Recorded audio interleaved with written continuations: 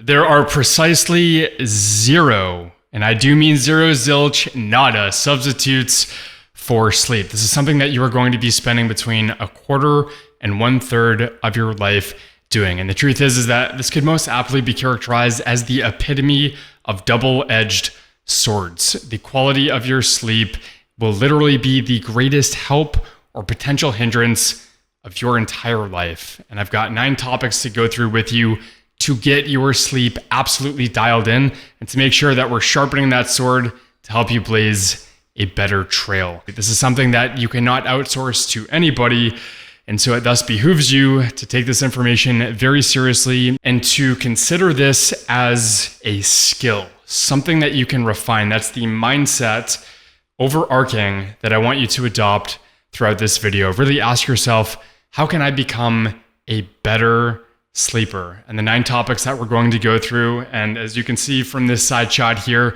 the plethora of products that I'm going to be demonstrating and showing you on the World Wide Web how you can potentially procure to accentuate your sleep will help you get dialed in.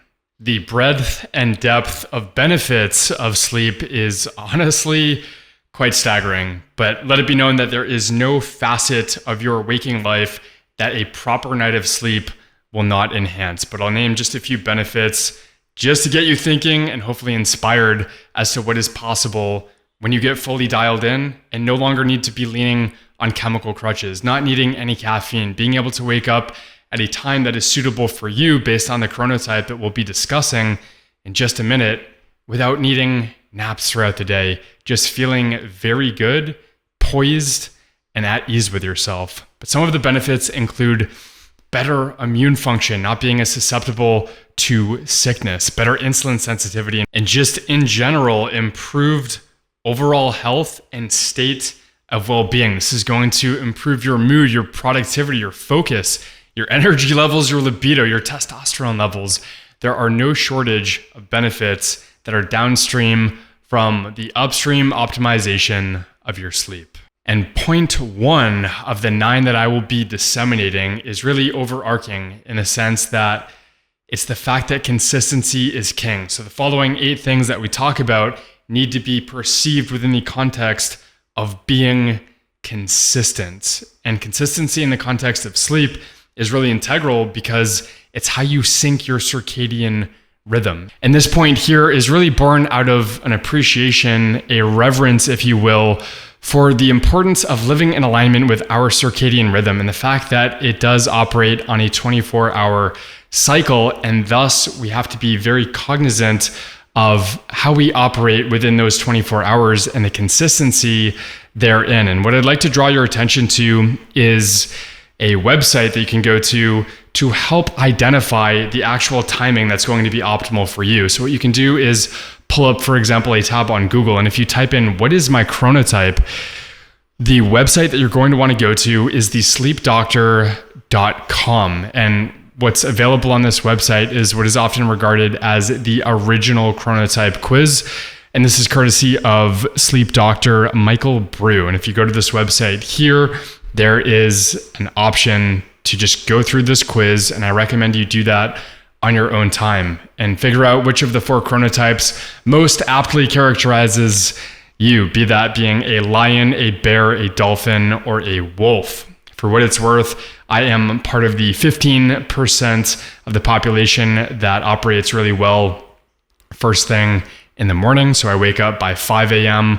without an alarm, and that is part and parcel due to my chronotype of being a lion. But that 5 o'clock for me might be 6:30 for you. It might be 8:30. And that's something that ultimately you have to discern for yourself and take that information in concert with the sunset in your particular geography. So you can pull up another tab here and just type in when is sunset. And you can see that the local sunset time where I'm living currently is 5:25 p.m. Now, this is just a time to be cognizant of. That's not actually going to be your bedtime, but it's just the case that you want to be very aware from that point on of any blue light that you are being exposed to, not least by artificial devices such as a smartphone. And we'll talk a little bit later about how to actually inoculate yourself from that exposure. With those two bits of information in concert with a mental exercise that you can run through, you should be able to discern what the optimal bedtime is going to be for you. And that mental exercise is just to imagine that you were isolated on an island and did not have any artificial blue light emanating devices. What would be the optimal time to go to bed for you if left to your own devices? Now, the second thing out of 9 that we need to talk about is temperature and the importance of having a really cool environment. 18 degrees Celsius or about 65 degrees Fahrenheit is going to be optimal on average for most people. Now, it's important to note that the circadian sleep signal is based on core body temperature. So while your environmental temperature is very important, there's something that you can do about 1 to 2 hours before bedtime to help your core body temperature decrease. And seemingly paradoxically, that would be to take a warm or hot shower, again, about 1 to 2 hours before bedtime. And that decrease in core body temperature will serve as a circadian sleep signal and help you more effectively transition from, say, your nighttime routine to actually getting into the deeper phases of sleep. The third box that we really want to make sure that we're checking here is in regards to light. And I'm going to pull up a graphic of the different wavelengths of light here that we've got to contend with. You can see the visible light spectrum being a very small portion of the entirety of this spectrum here, but it's really between 450 and 510 nanometer wavelength light that is going to serve as the greatest obstacle to achieving optimal sleep. And what that is so-called blue light, which I'm sure you've heard of before. And it's this type of light within the visible light spectrum that smartphones and myriad other electronic devices are emanating that is going to suppress the melatonin secreting action of your pineal gland, which is ultimately going to stifle your sleep quality. And what I'm going to show you now are just the practical steps that I take to greatly minimize my exposure to this light. And so the first thing that I do is I wear blue light blocking glasses. And if you pull up a tab on Amazon, for example, I'll show you the exact pair that I'm using. You can just search for Spectra 479 glasses. And if we were to pull up, for example, this is the exact link here. What we can see here is that these block out 100% of 280 to 490 nanometer wavelength light. I will highlight that right here. And then it's blocking out 99.9% of the aforementioned most disruptive wavelength light, the range between 450 and 510 nanometers. And so these are what the glasses look like. And I actually use these in concert with a red headlamp. And the specific product that I'm using, you can do your own research, is called Jexri headlamp. And so I'm just going to pull that up on screen right now. This is a 1500 lumen LED USB-C. That's one of the features that I like about it, rechargeable headlamp. And I'll just grab that right here. And what I do is get that set up like so. You'll have to press it 1, 2 times to get to the red mode. And you'll see that there are actually 3 different levels of intensity. And I always opt for the lowest. 1, better battery life. 2, so that the aluminum alloy doesn't heat up. And then 3, most importantly, it's just less disruptive. And I like having less intense light, certainly after sunset. So if you hold it down, you can see that is the brightest, second brightest, least bright option. So between these two devices, I find that I'm able to very effectively inoculate myself, again, from these blue light emanating devices. And then once I'm actually ready to go to sleep, what I highly recommend is wearing a high quality sleep mask. And since this is something that ostensibly you'll be wearing for about a third of your life, you really want to make sure it's either 100% cotton or 100% silk. And what I can do is show you the specific mask that I'm using. It's very comfortable, very light, breathable cotton. And you just want to get the Velcro adjusted perfectly for your own purposes, such that when you put it on, ideally, you are not able to see a thing. It is pitch dark right now, and that's exactly what I like to see.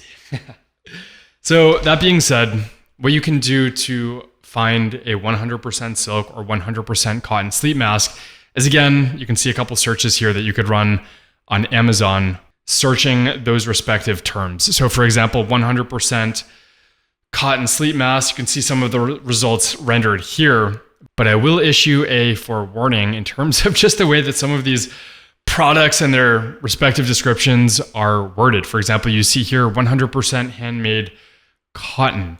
And the 100% in this case is referring to the fact that it's handmade. So it's like, okay, well, that's good and well, but what materials actually constitute it? So you can always keyword search for material like so. And what you see is that there is cotton, but also spandex, which is a synthetic fiber. Basically, if it doesn't say 100% cotton, you can bet your bottom dollar that it's not. So you have to make sure it's 100% cotton.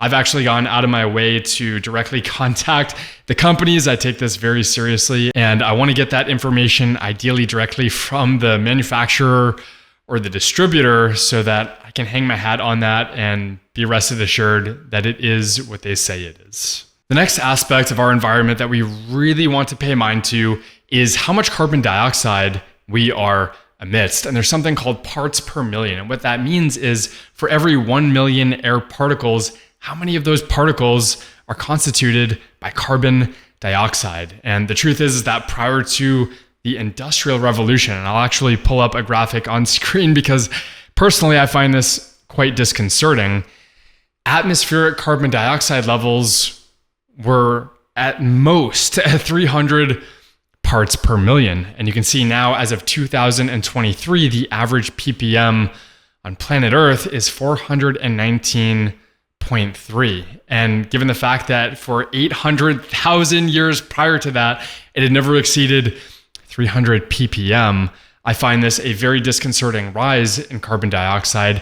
And in particular, the fact that that 419 can become 700, 800, north of 1,000 parts per million. And I'll actually pull up a graphic on screen now as well, showing some of the disconcerting downstream effects of that at certain levels. And what you can see is 1,000 parts per million really defining the upper comfort boundary, and then anything beyond that just offering increasingly disconcerting downstream effects. Major cognitive dysfunction at above 1,500, and then all the way to 200,000, wherein death becomes a certainty. The optimal range that we want to shoot for is below 750 and 1,000 ppm as a hard max. I've got actually a CO2 meter here that I'm using. You can see it's got some micropore tape on it. And I'll show you a video in just a second showing how I actually apply this in a bedroom setting. But what you can see is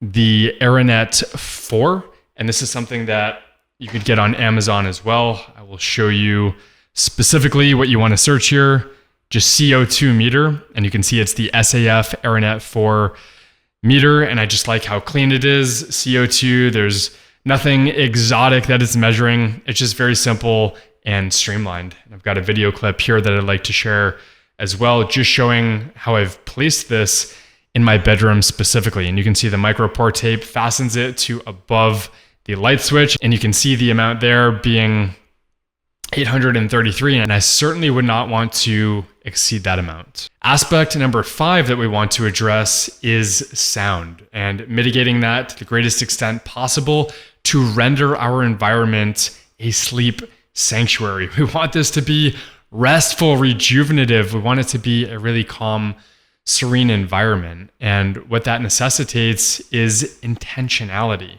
But the problem is that some of the things that you could ostensibly do to minimize sound will be a hindrance to the fourth aspect that we just talked about, which is ventilation, airflow. So what I like to do is use Mox earplugs. And what these have is a 33 noise reduction rating. And you can buy these in a container of 50. And what I like about these is that they're very comfortable. It honestly doesn't feel like you're wearing them at all. You just squeeze the ends here and allow that to conform to your ear canal. You can put one in each side here, and this offers a lot of noise reduction in a really portable fashion. So these are something that I use every single night in concert with this mask. And what I find is that offers a little bit additional noise suppression above and beyond what you would get just from the earplugs. And effectively, it's doing that by reinforcing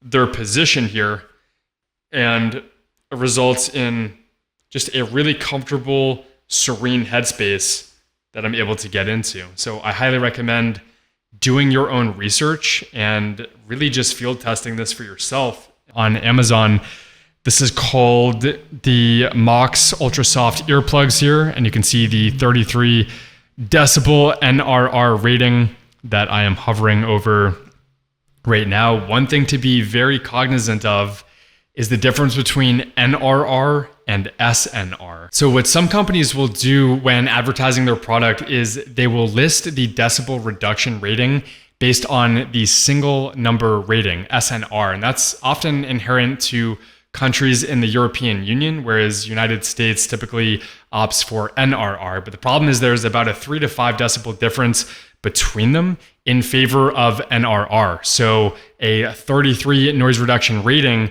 that these ultra soft Mox earplugs offer could be equivalent to something like a 38 SNR. And that's something that you just want to be very mindful of when shopping for a set of these earplugs for yourself. The sixth area that we need to explore together here is going to be meal timing. And I just want to preface the evolution, the expansion of this talk by mentioning that caffeine is going to be something that ideally you consume in zero quantities at all time. The truth is that the mean half-life indeed is 5 hours, but the range in half-life is between 1.5 and 9.5 hours. In other words, there is a considerable degree of inter-individual variability. And even if you were a rapid metabolizer of caffeine, in my estimation, that's still a chemical crutch that you are leaning on, because caffeine doesn't give you energy so much as it does mask fatigue by way of adenosine inhibition. And given the 4 to 5 biological half-lives required to effectively clear caffeine such that it's no longer having an impact on you and inhibiting your ability to get to sleep, I would say zero caffeine is going to be optimal. But what may or may not be optimal for you is consuming a meal in close proximity to bedtime. And what I mean by that is just depending on your nuanced digestive patterns, you may actually be behooved by, for example, a carbohydrate containing meal, say 3 to 4 hours before bedtime. There's a very interesting mechanism that carbohydrates are a component of that you could potentially leverage to augment your sleep. And that is downstream of carbohydrate consumption is the pancreatic insulin response. And that insulin can actually lead to a decrease in plasma levels of certain amino acids that otherwise would compete with the amino acid tryptophan for diffusion across the blood-brain barrier. So the result of that is more tryptophan gets across into the brain and plays a role in, for example, serotonin biosynthesis, and that's a precursor to melatonin. But again, just like with caffeine metabolism, there's going to be inter-individual variability here. And so there's really no way to outsource the action that you need to take to field test this for yourself. Aspect number 7 that I want to excavate with you is just the importance of accentuating nasal breathing. So we live in an age of unprecedented obesity, allergies, asthma, just everything under the sun, and individuals' abilities to nasal breathe, and I can certainly attest to this for the first 20 years of my life, has been greatly stifled. So a product that I like to use are nasal strips. I'm just looking for the nasal strip that I've got here to show you. You want to get one that is not very pliable. You want it to be fairly rigid and thus very strong. And so one thing that you could search on Amazon is just look for specifically a strong nose strip. You want it to have really a strong capacity to actually expand your airway to facilitate nasal breathing. And what I can do is just use my phone here. Let's see if I can apply this and show you where to apply it on the nasal bridge, just to give you a demo here. Using your phone, if you don't have a mirror, is a really great way to see what is going on. So I'm just going to apply right here, the bridge of the nose. And you want to make sure that you are holding down for a number of seconds here.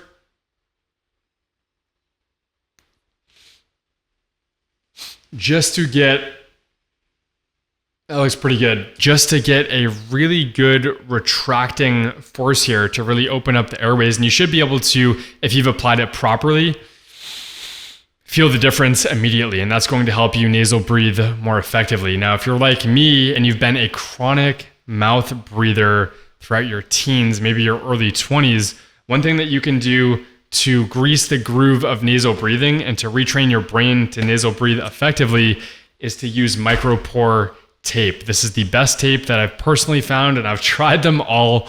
3M micropore tape, and you can just search that on Amazon, for example. 3M micropore tape. What I do is I buy it by the box. I did a calculation the other day.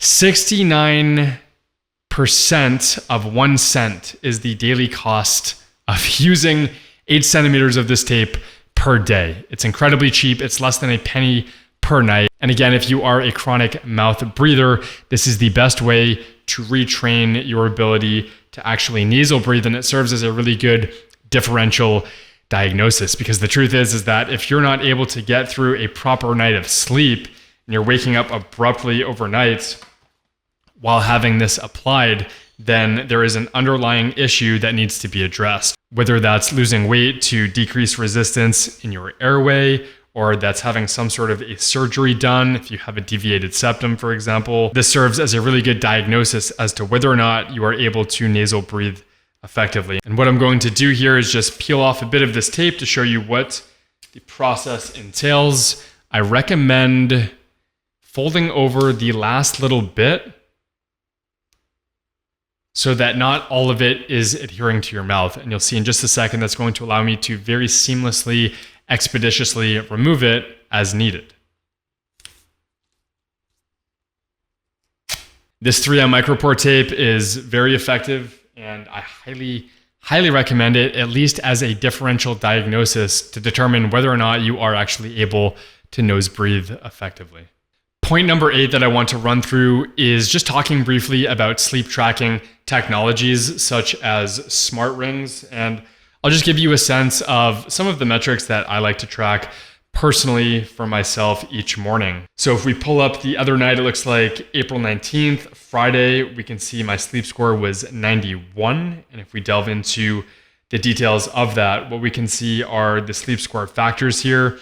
And the sleeping heart rate is something that I like to keep tabs on and gives me a sense of how well recovered I am. So for me personally, I know that if I'm in the 40s, that's generally quite good for me. Sleep efficiency here, 89%. That's important as well, because while I could tell you to get 7 to 9 hours of sleep, the truth is that a certain percentage of that time in bed is actually spent awake. And I think that's one of the most illuminating aspects of sleep tracking technology, is to apprise you of, to a certain extent, a certain degree of accuracy, because by no means are these perfect, what that amount of time is. And it's actually probably much more than you think. Ideally, you want your sleep efficiency to be above 85%. And you calculate that just by dividing the number of minutes that you spent asleep by the total time spent in bed and multiplying by 100. So for example, in this case, we could just say time asleep was 7 hours and 20 minutes with 60 minutes per hour.